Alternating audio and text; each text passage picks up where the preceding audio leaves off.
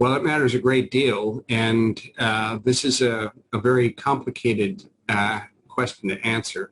The question is easily stated, but there are so many factors involved that the best I can do for the purposes of this video is just look down from 30,000 feet to get a few of the key things. In a Chapter 7, the big picture goal is simply to erase debts. And because it's extreme relief from the point of view of the creditors, there are limitations. One limitation is getting in the door in the first place. And Congress has given us a multi-part test to determine eligibility for Chapter 7 protection, which is based on income and its interaction with expenses. If a debtor or a married couple has too much income to qualify for Chapter 7, then Chapter 7 is simply off the table.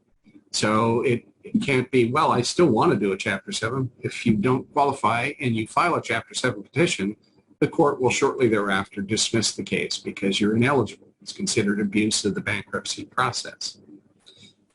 In a Chapter 7, there is the potential to lose possessions. You only get to keep the possessions that you can exempt. So a couple might qualify for Chapter 7, but they've got assets they don't want to lose, so Chapter 7 is maybe not the best choice.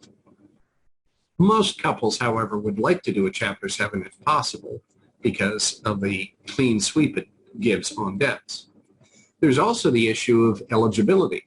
In a Chapter 7, you have to have had enough time if you've done a prior bankruptcy before filing the Chapter 7. So if you're chronologically ineligible, then Chapter 7 is off the table there too. Chapter 13 is the next stopping point that we usually go to for an individual or a married couple. That's sort of like a Chapter 11 light. And the idea there is you're going to enter into a multi-year debt repayment plan that's administered by the court. It has to satisfy a few requirements. And if you can satisfy those requirements, then the court will confirm the plan and you make your payments to the Chapter 13 trustee with the end goal of being debt-free at the completion of the plan, as much as possible. But there are some limitations there too. Suppose you don't have enough time that's passed from a prior bankruptcy to a Chapter 13. Well, you can still file a Chapter 13, but you're ineligible to get a discharge. That sometimes comes up if the only reason for filing the Chapter 13 is perhaps a mortgage arrearage, and you're not interested in getting a discharge, you just want to catch up on a pre-petition mortgage arrearage. In that situation, you can certainly file a Chapter 13, and a Chapter 7 wouldn't even make sense because Chapter 7 has no plan that you can use to cure the mortgage arrearage. So that can be a reason to file a Chapter 13 if you're ineligible for discharge.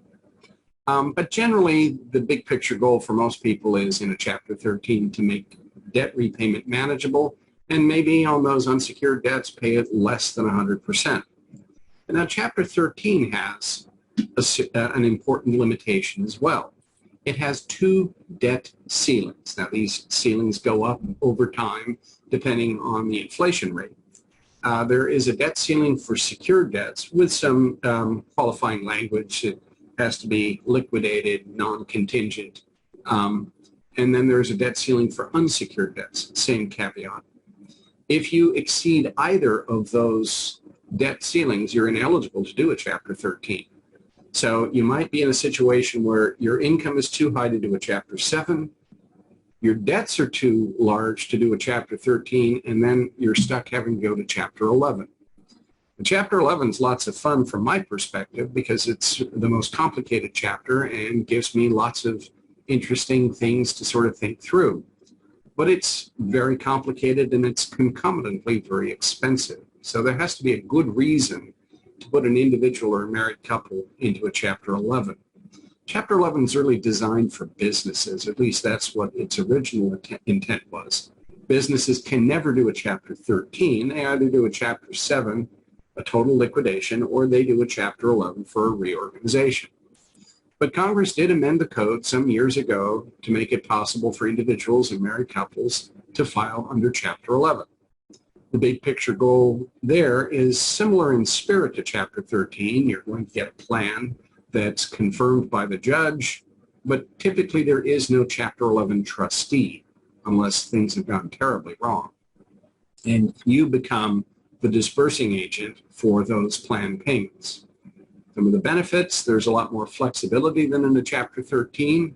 You can make provisions to pay debts perhaps at a fairly low percentage rate.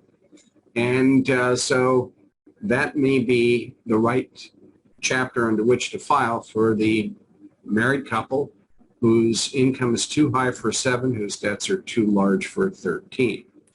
There is even another way to file under Chapter 11, and that is under Subchapter 5 of Chapter 11, which was added just about a year and a half ago by Congress to Chapter 11.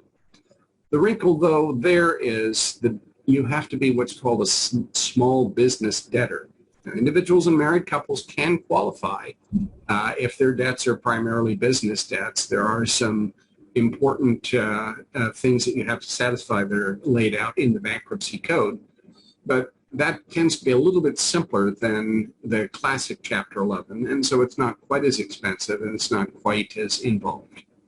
So the long and short of it is, yes, it absolutely matters which chapter you use, and there isn't a simple answer to which is better, 7, 11, or 13. It's the old attorney weasel phrase, it depends. It depends on the context, it depends on the facts.